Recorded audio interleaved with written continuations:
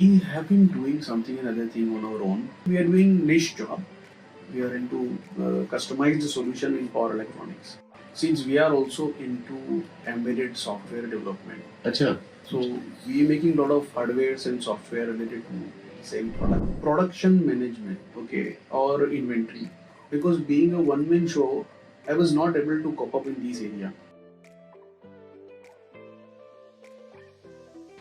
Financial year 21-22 and last 3-4 months we started on a trial basis, which was not used as a official document but on a trial basis, and then we found okay we can use this. So from the last financial year beginning we started using it officially.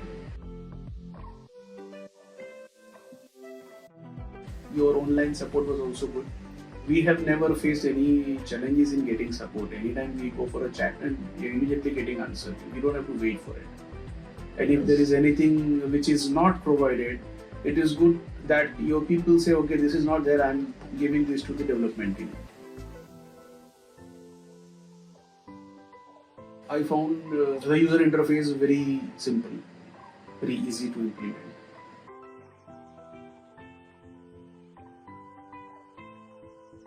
Even now, every time when we face something, we give suggestion. So I am probably seeing that certain things are getting changed and you are improving on it.